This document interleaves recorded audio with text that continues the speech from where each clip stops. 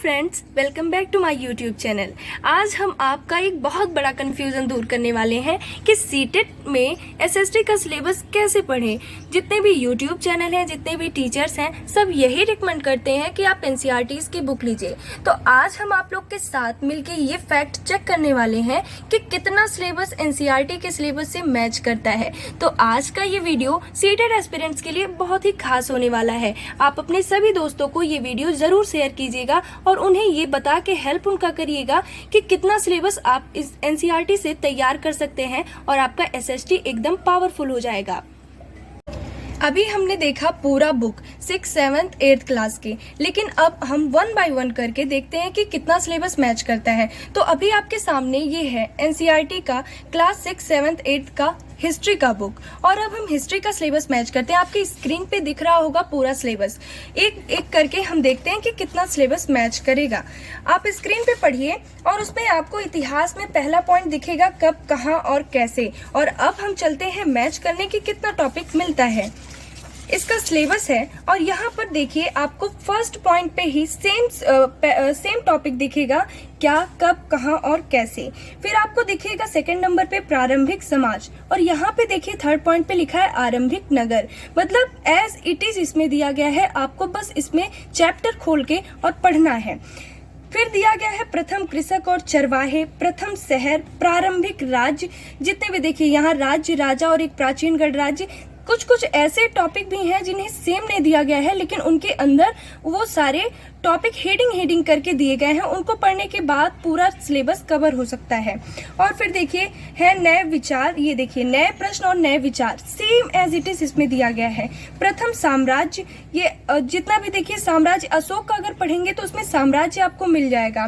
फिर है सुदूरवर्ती भूभागों के साथ संपर्क, राजनीतिक गतिविधियां, संस्कृति और विज्ञान। ये जितना है देखिए नए साम्राज्य और राज्य, ये जितने भी टॉपिक हैं क्लास 6 के, वो संस्कृति और विज्ञान तक आपको क्लास 6 के बुक में एनसीईआरटी के मिल जाएगा। और अब आते हैं क्लास 7 की बुक पे।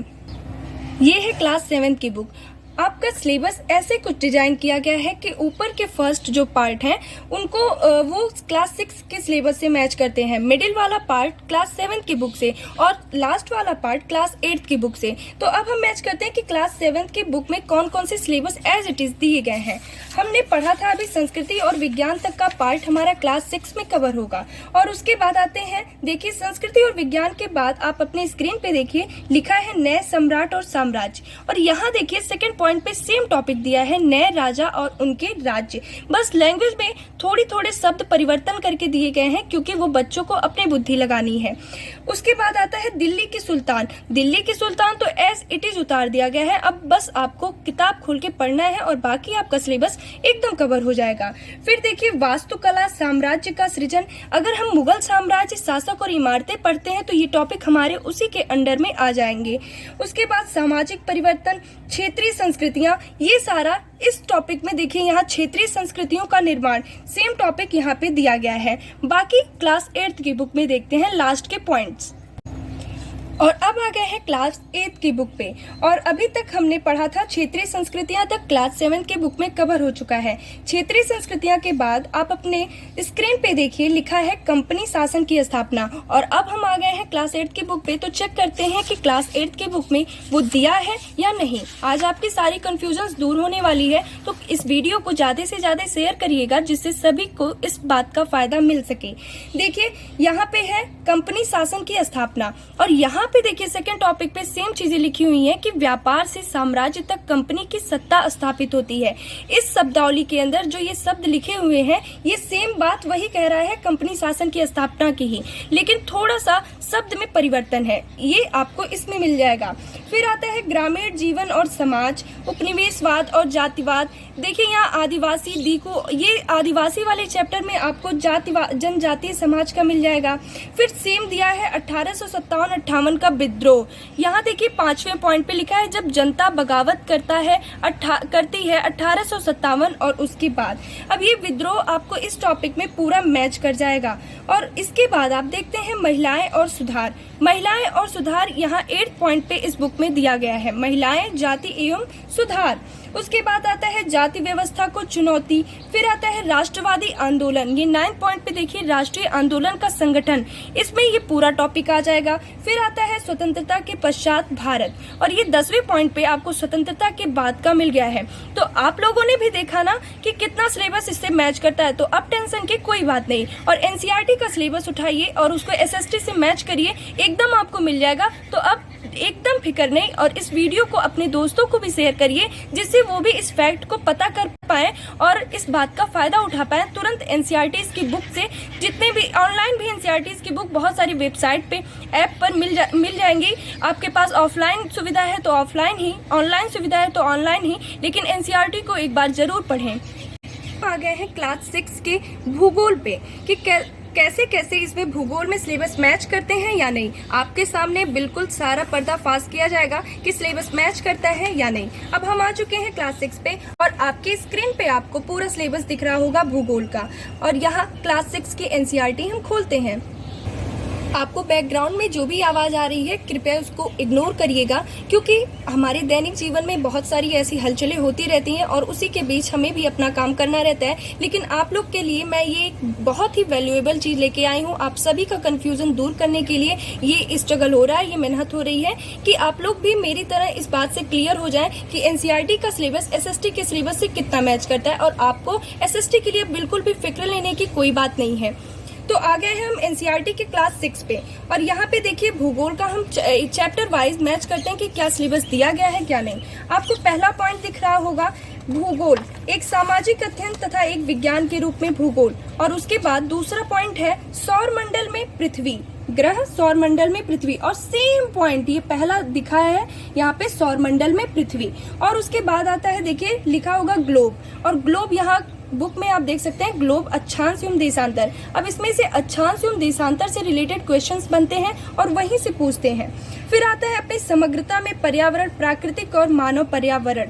पर्यावरण देखिए यहाँ पे इसमें भी मिल जाएगा पर्यावरण के, ये सारे पार्ट्स आप इग्नोर मत करिएगा, इसको जरूर पढ़ लीजिएगा क्योंकि इसमें से पर्यावरण के बहुत सारी चीज मिल जाएंगे। भारत, जलवायु, वनस्पति तथा वन्य प्राणी, यहीं पे हमारा देश भारत, इन सब के बीच में ये पर्यावरण से संबंधित चीजें मिल जाएंगी। और अब आते हैं क्लास 7 की ज्योग्राफी पे। ये है क्लास 7 की ज्योग्राफी की बुक। मैंने आपको पहले ही बताया है कि ऐसा सिलेबस डिजाइन किया गया है कि फर्स्ट के पार्ट क्लास 6 से, मिडिल के पार्ट क्लास 7 से, और लास्ट के पार्ट अभी तक चौथे पॉइंट तक हमने क्लास 6 में पाया। फिर अब हम यहाँ से देखते हैं वायु से कि क्या मिलता है हमें, तो चलिए चेक करते हैं। इसमें देखिए पॉइंट है वायु, और आप वायु को देख सकते हैं यहाँ। अभी पर्यावरण का बात मैंने किया था, तो पर्यावरण देखिए यहाँ क्लास 7 की भी बुक में दिया गया है पर्यावरण। और फिर वायु आता है यहाँ अध्याय 4 में, आप देख सकते हैं वायु दिया गया है, सेम पॉइंट वही है और आपको क्वेश्चंस भी यहीं से देखने को मिलेंगे। फिर आता है जल, अध्याय 5 में आप देख सकते हैं यहाँ पे जल दिया गया है। फिर आता है मानव पर्यावरण, बस्तियां, परिवहन और संप्रेषण। ये देखिए यहाँ अध्याय 7 एकदम वही चीज दिया गया है, मानवीय पर्यावरण, बस्तियां, परिवहन एवं संचार। तो अभी क्या आपको कंफ्यूजन है कि अभी नहीं मिल पाएगा? ऐसा आपको अगर अभी भी कंफ्यूजन है तो आप उसको एकदम दूर कर लीजिएगा। और अब ये जो लास्ट के 2 पॉइंट है वो हमें मिलेंगे क्लास 8 की एनसीईआरटी में। ये है क्लास 8 की ज्योग्राफी की बुक, और अब हम लास्ट के 2 पॉइंट चेक करते हैं कि है इसमें कि नहीं। तो लास्ट के 2 पॉइंट आप देख सकते हैं, इसमें लिखा है संसाधन। संसाधन में लिखा है प्रकार, प्राकृतिक एवं मानवीय, मतलब दोनों प्रकार के संसाधन। और आप यहाँ पर देख सकते हैं अध्याय 1 लिखा ही है संसाधन, और यहाँ पे अध्याय 2 में देखिए लिखा है भूमि, मृदा, जल, प्राकृतिक, वनस्पति और वन्य जीवन संसाधन। तो ये तो प्राकृतिक संसाधन हो गए, और बाकी यहाँ देखिए अध्याय 6 में मानव संसाधन भी दिया गया है। फिर आता है कृषि, लास्ट पॉइंट जो है वो अध्याय 4 में दिया गया है कृषि। और अब तो आपका कंफ्यूजन एकदम दूर हो गया होगा कि आपको क्लास 6, 7, 8 की एनसीईआरटी से पूरा सिलेबस कवर हो जाएगा। तो अब चलते हैं, देखते हैं कि नागरिक शास्त्र में हमें कैसा सिलेबस मिलता है। और अब हम आ चुके हैं सामाजिक एवं राजनीतिक जीवन पार्ट 1, जो कि क्लास 6 की बुक है। और अब इसमें देखते हैं कि कितना सिलेबस मैच करता है। आप लोग अपने स्क्रीन पे देख सकते होंगे, इसमें पहला पॉइंट लिखा है विविधता, और एक बात और गौर करिए, इसमें देखिए पार्ट 3 आपका जो लिखा है सामाजिक और राजनीतिक जीवन, जो कि इस बुक का नाम है, तो इससे तो एकदम क्लियर हो जाता है कि जो भी सिलेबस का है वो इसी में से दिया गया है। तो देखते हैं, पहला जो पार्ट है वो लिखा है विविधता, और अब इसके चैप्टर से हम मैच करते हैं। यहाँ देखिए इकाई फर्स्ट ही लिखा है, यहाँ पे इकाई फर्स्ट ही लिखा है विविधता, यहाँ पे इकाई फर्स्ट विविधता आपको मिल जाएगा। और अब इसका पूरा सिलेबस हम देखते हैं कि कितना मिलता है इससे, और आप लोग की पूरी टेंशन को खत्म करते हैं। और यहाँ हम आ चुके हैं सिलेबस पे।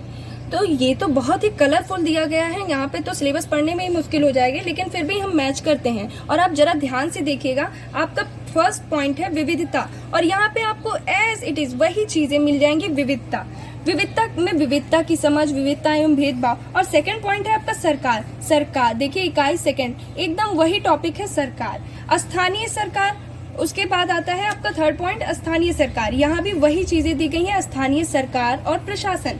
उसके बाद लोकतंत्र, लोकतंत्र भी आपको मिल जाएगा। उसके बाद फिर राज्य सरकार, मीडिया को समझना, फिर ये सारी चीजें हम क्लास 7 की एनसीईआरटी की बुक में देखते हैं, जरूर होगा क्योंकि वो मिडिल का पार्ट है। ये देखिए ये आ गया है क्लास 7 की एनसीईआरटी की बुक पे। और अभी तक हमने देखा था कि आजीविका हासिल करने तक का हमें क्लास 6 की एनसीईआरटी में मिल चुका था। और लोकतंत्र से हम चेक करते हैं, यहाँ पे इकाई फर्स्ट ही है आपका भारतीय लोकतंत्र, और उसके बाद इकाई 2 राज्य सरकार, और आपके सिलेबस में भी है राज्य सरकार। फिर आता है मीडिया को समझना, और यहाँ पे दिया है संचार माध्यम, तो संचार माध्यम में आपको मीडिया मिल जाएगा। फिर यहाँ पे आता है लिंग भेद समाप्ति, और यहाँ इकाई 3 में है लिंग बोध जेंडर, आपको लिंग भेद समाप्ति यहाँ से क्लियर हो जाएगा। और ये तो रही बात क्लास 7 की बुक की। आप लोगों ने देखा कि कितना सिलेबस यहाँ से मैच कर चुका है। अब आते हैं क्लास 8 पे लास्ट के कुछ टॉपिक के लिए। ये है क्लास 8 की सामाजिक एवं राजनीतिक जीवन पार्ट 3। और अब इस बुक में हम लास्ट के जितने भी पॉइंट बचे थे उसको देखते हैं ये कि मैच करता है या नहीं। तो इसका चलते हैं सिलेबस की ओर। लिंग भेद तक का आपको क्लास 7 की बुक में मिल चुका था। और उसके बाद आप देखते हैं संविधान, आप अपने स्क्रीन में देखिए लिखा है संविधान, और यहाँ पे देखिए भारतीय संविधान और धर्मनिरपेक्षता इकाई फर्स्ट दिया गया है। फिर संविधान के बाद आता है संसदीय सरकार, जो कि यहाँ इकाई 2 लिखा है संसद तथा कानूनों का निर्माण। फिर आता है न्यायपालिका, और यहाँ इकाई 3 में ही दिया गया है न्यायपालिका। फिर आता है सामाजिक न्याय और सीमांत लोग, और यहाँ पे आप इकाई 4 में देख रहे होंगे सामाजिक न्याय और हाशिए की आवाज। तो अब भी क्या आपको कंफ्यूजन बचा है? अब तो मैंने आपको पूरा दिखा दिया कि सिलेबस में कितना मैच करता है एनसीईआरटी की बुक से। तो ये वीडियो जितना हो सकेगा उसको शेयर करिएगा, और अपने जितने भी सीटेड एस्पिरेंट साथी हैं उनको ये बताइएगा कि एसएसटी के लिए अब टेंशन लेने की बात नहीं है, सिर्फ और सिर्फ एनसीईआरटी की बुक पढ़ना है। और आपको मैंने पूरा सिलेबस दिखाया कि कितना मैच करता है। जो भी बात यूट्यूब के टीचर्स बताते हैं, सीटेड के टीचर्स बताते हैं कि हाँ एनसीईआरटी आपका एसएसटी से मैनेज हो जाएगा, वो सही बताते हैं। तो अभी तक आपने देखा कि मैंने आपके साथ 1 बाय 1 सारे पेपर्स को यहाँ पे मैच किया। जितने भी एनसीईआरटी के सिलेबस थे, चाहे वो हिस्ट्री के हों या ज्योग्राफी के हों या पॉलिटी के, उन सबको मैंने मैच करवाया। तो आप इस वीडियो को ज़्यादा से ज़्यादा शेयर करिएगा, और आपको ये वीडियो कैसा लगा वो भी हमें कमेंट बॉक्स में ज़रूर बताइएगा। आपको एनसीईआरटी से रिलेटेड आगे की कौन सी जानकारी चाहिए वो भी कमेंट बॉक्स में हमें ज़रूर बताइएगा। वीडियो को लाइक कीजिएगा, चैनल को सब्सक्राइब कीजिएगा, एंड थैंक्स फॉर वॉचिंग।